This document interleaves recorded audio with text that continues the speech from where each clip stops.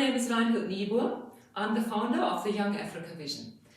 In today's episode of Young Africa Today, I'm going to talk about the first of the 6 strategic focus areas that I believe are areas where we need to invest in and which we need to develop if we want to develop economies on a local level all across Africa. Now, you will remember from previous episodes that the first of these is Young Africa Community. And that is what I will be talking about today. The others are Young Africa Community, Young Africa Culture, Young Africa Education, Ecology, Young Africa Health, and Young Africa Innovation. In each of these areas, we can develop businesses that can help create jobs at a local level. When I first thought of the criteria for industries in which we can invest on a local level, I was thinking in the majority about one particular criteria, and that is it something that can be replaced by an export product? And the answer in each of these was generally no. Generally no. So the types of businesses that we can produce and create on a local level are really businesses that we can create jobs with, that make sense at local level. They are never going to disappear. Why? Because they are serving people directly, and they are providing something that every single individual human needs. So while I'm calling this a Young Africa strategic focus areas, there really are strategic focus areas that any developing country that wants to think strategically about how to develop its economies can think about, and can just simply follow the same model. It is not exclusive to Africa, in no way. People in Africa are human beings like everybody else in the world is human being. We are all human beings, and human beings have particular needs. Now, for me, in thinking about these businesses, the one thing that I realized is that we need to have systems. We need to have systems thinking. We can't just think once off. If we think once off, everything becomes expensive. We need to think systems. And also, if we address an issue in one part, another part of the total value chain related to that issue may make it too expensive or impractical to actually do the thing that we need to do. So this idea of systems thinking is another thing that I learned from one of my clients that were working for the W.K. Kellogg Foundation. This is Dr. Thokozile Shitepo. What an amazing woman. She really kept me on my toes, but I learned so much from her. And she was the one that was always emphasizing the concept of systems thinking. So there's also another woman who was a program director at the W.K. Kellogg Foundation's Africa program, here in Southern Africa. And that was Dr. Vuyo Mahlati. And Vuyo and I really became personal friends. She was such an amazing woman. She was a year younger than I, and I am still heartbroken that God thought that it was necessary to call her to heaven last year in 2020. At such a young, productive age, she was an amazing woman. You can look for her on the internet and you will find incredible work that she has done. Her children are continuing the work that she has started, and I am really thinking that this is one woman who understood the whole principle of family wealth. This is one woman who understood the principle of generational inheritance and of building a family. So keep an eye on the Mahlati family. I can tell you they are going to achieve amazing things. Anyway, that's just as an aside. But the idea that Dr. Vuyo Mahlati instilled in my thinking was the whole thing around the value chain. That we need to develop businesses along the value chain. What does that mean? It means that we need to look at where is the input for the items that we need to grow, for instance in agriculture. Where do we get the fertilizer from? Where do we get the equipment from? Where does the input come from? And then we have the actual farming operation itself, agriculture operation itself. And then it is about how do we do that in the most effective manner, and how do we make sure that everybody who's part of that farming operation can live a decent life. And as you know, what I have been talking about in another episode is that I really believe that across the world, each human being should have a decent living wage of $1,000 at this point in time. It may change in future, maybe not. It may stay the same. But it's really important for any human being to have $1,000 a month so that this human being can participate in the conveniences of modern life and can participate in the economy in a meaningful manner and can actually care for their children. That includes about an average of 1 to 2 children, at a young age, because this is really considered a salary either for people who are single or for people who have only children at a younger age, and that they are going to still improve their skills and are still going to grow their wealth, so that by the time the children are in high school they already earn more, and by the time the children are at university they already have more wealth, so that they can assist the child with their skills training and development investments that are needed to be done.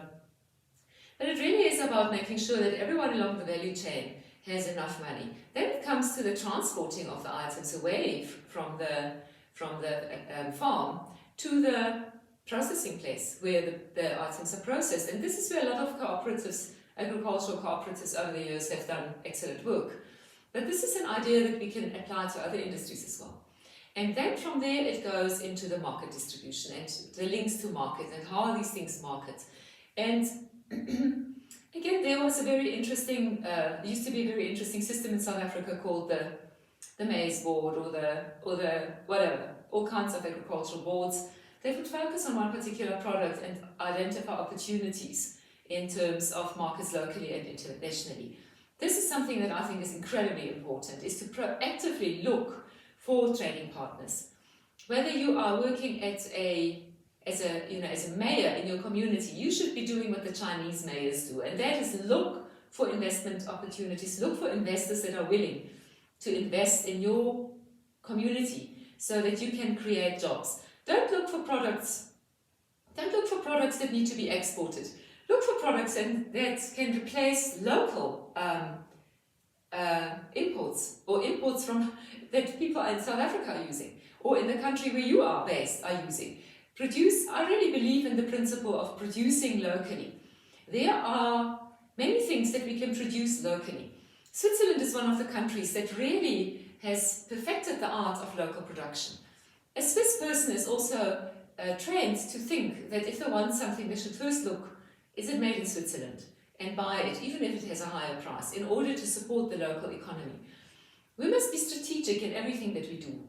We cannot continue to throw money away and throwing it out of Africa. We need to make sure that we have at least an equal balance of capital coming into Africa to strengthen Africa as what we export to the outside. And we are blessed. God has blessed Africa with immense natural and mineral resources and human capital, which I think is the most important of all the capital. And so we just really need to think about how are we going to make use of these resources, natural, mineral and human, to serve the rest of the world, to build excellent relationships with the rest of the world, and to shape the way that the total economy globally works to one that is more socially and environmentally sustainable. And we can do that. We've got the numbers. In Africa, we've got the numbers. We can do that. And the nice thing about Africa is that the majority of us don't have much stuff, which means that we can still want all that stuff. Our market is not saturated. We have 30 years of beautiful growth in this market before we become more saturated. But at the same time, we need to learn from the mistakes others have made. We need to learn from the consumerist and wasteful attitudes to goods that Europe and America has made, and which the Chinese have just gone into.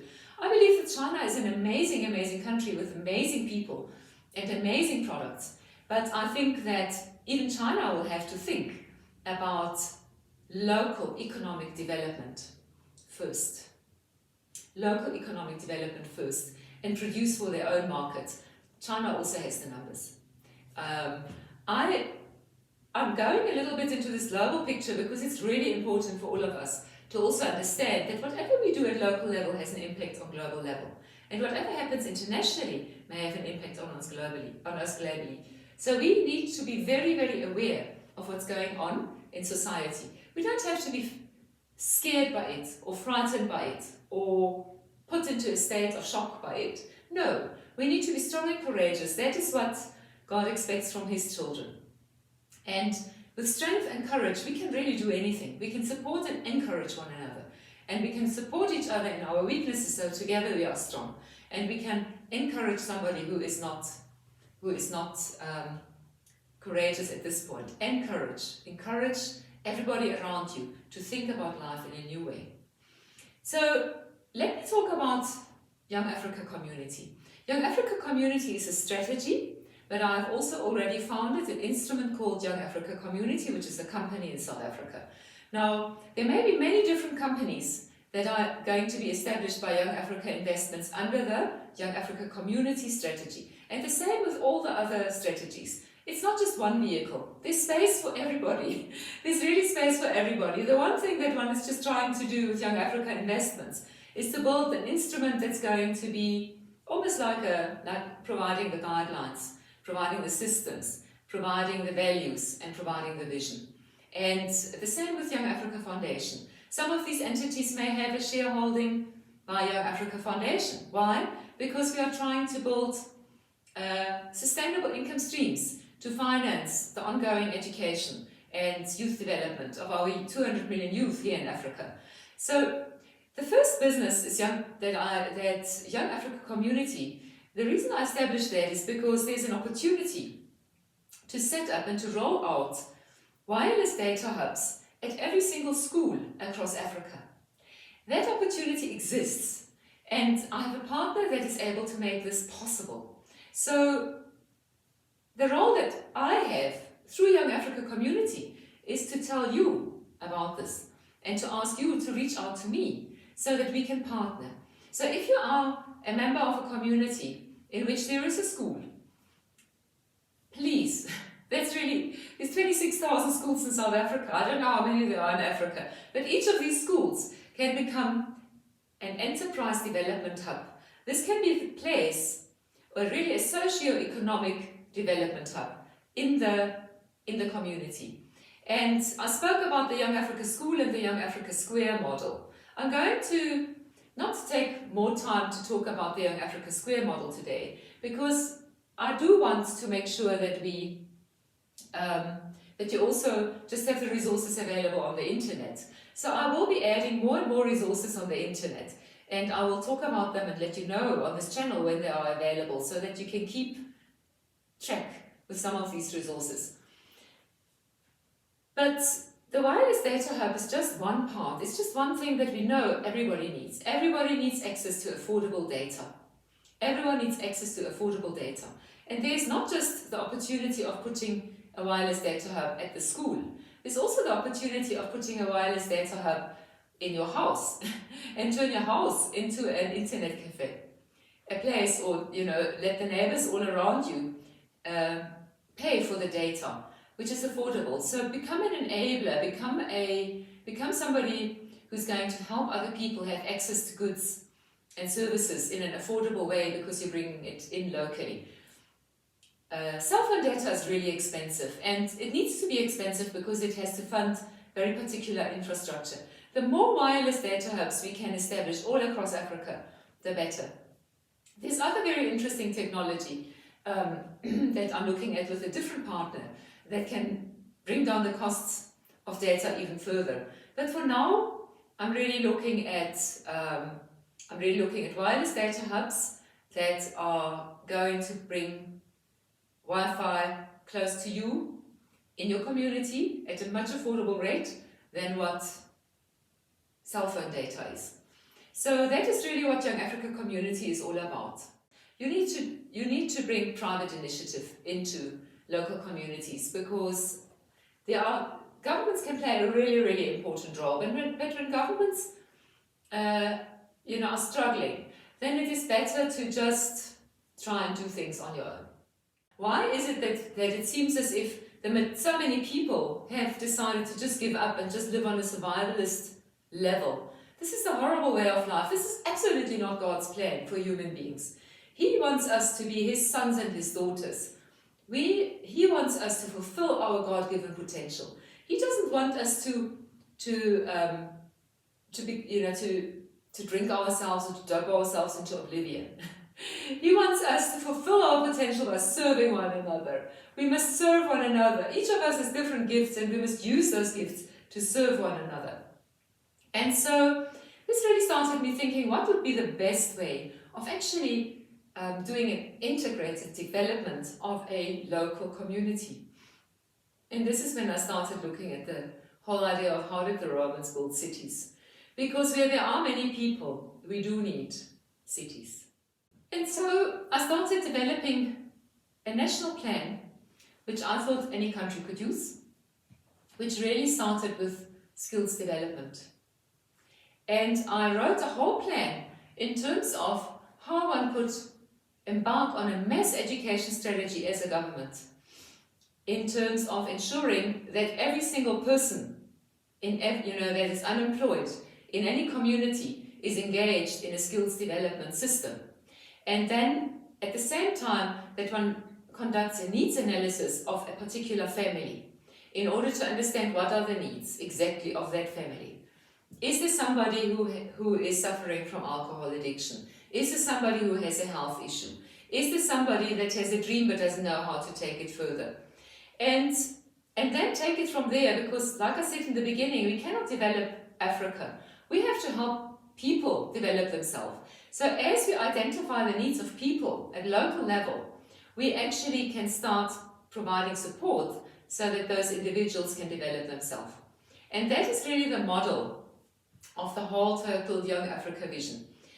And that is where I started thinking about really just simply establishing the Academy for a Young Africa and starting to focus on the group 18 to 24 for very particular reasons and help them to develop.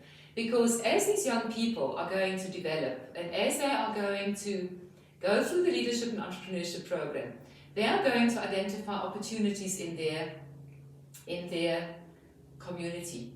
And they are the ones that already have existing relationships. So they can knock on the door of the principal and say, we would like to bring Young Africa School and Young Africa Square to this school. May we do so?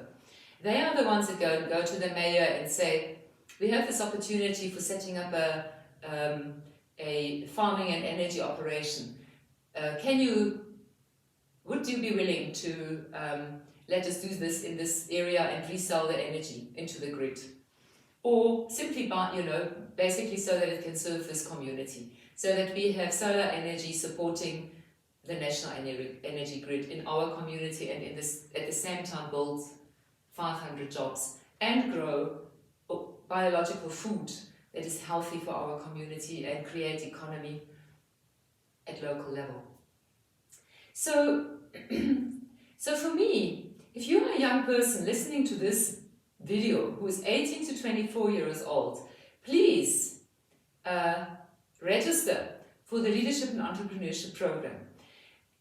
I also decided to work on a dollar base for anything that I do, on a US dollar base. Why? Because our currencies in Africa are quite vulnerable. And if we hook a price to the US dollar price, then we know at least if we are earning dollar, we can also pay for certain infrastructure that we need. There's a lot of software infrastructure that we need that comes from America. And so if we need dollars, we need to earn dollars in order to pay out dollars. But at the same time, we know that we can really build wealth on a local level, even using these global systems, which are fantastic. And so the cost of a month of the Leadership and Entrepreneurship Program is based on the dollar. And I will be launching this program later later this month. But for now, I just want to tell you that it's not going to be more money for you than what you can make. I also thought of a pricing structure that has to be of such a nature that every single young person who's 18 to 24 can make enough money in a month to be able to afford that and have money for their own needs, their own basic needs. And that is really what I teach, is right in the beginning when you register for this program, I teach you how to make money. I teach you how to make money. I don't teach you how to work for someone else. I teach you how to make money on your own, providing a service for someone else or producing a product for someone else in your community or via selling on the internet using your mobile phone. And in order to achieve this, I developed an online sales system. And this is something I will also be introducing in a different episode. But when I had to think about how are we going to enable income opportunities for Africa's 200 million youth, I absolutely focused on local businesses for local development, but at the same time I also focused on online business for being able to facilitate and make it easy for anyone to sell things online. Then, together with that, there are two other types of businesses that really come up immediately at local level. The one is about distribution, because all the products that are made need to be distributed, they need to be delivered somewhere else. And we now have so many beautiful models that already do that. They pick up stuff and drop it off. And so I have also, my business system also includes a delivery system and a collection and delivery system. And I will talk about that in another episode. And then finally there's the warehousing, the logistics system. And that is about creating a depot in every single community. And you could, if you have a spare space that you can clean out and you can, squeeze together with your brother or somebody in the room, you can have one clean space, an empty garage or something that is clean and safe and doesn't get wet. You can simply stay at home and become a depot owner and form part of the total economic system in your community. You have to be somebody that people trust.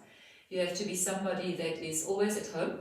So it's an ideal job for people who are maybe retired already, on pension already, and or mothers who have children who have decided to stay at home and look after the children. So it is an ideal opportunity for someone who's housebound and who has to stay at home. So these are basically the opportunities. And then there is a fifth opportunity, and that is about online training, online tutoring, online teaching. And that is the fifth opportunity. So if you look at the 5 different jobs, systems that I have set up and where you can find a job in, it is number 1, it is around selling things online. Number 2, it's distributing the things that are sold. Number 3, it is about the home depots. Number 4, it's about training and teaching people online.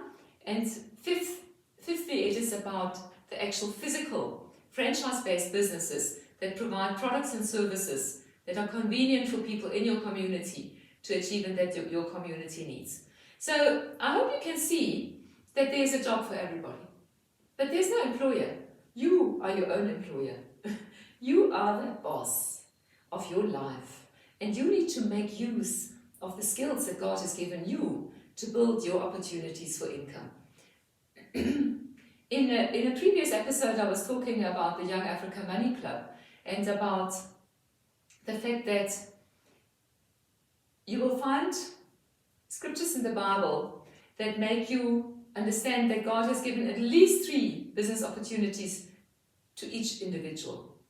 At least 3. And if you build it and you're part of a family, you can build one that becomes the family business. And the others can become more individual businesses. Or you can choose to do all of it as a family. Sometimes people's personalities just don't work together, and sometimes there's just too many issues and too much stuff happening that you can't work together. But generally, trying to build a business as a family is a good idea. It's a really good idea. And trying to manage your family, if you are successful at managing your family, you are also developing the skills needed to run a team and to manage people in a business.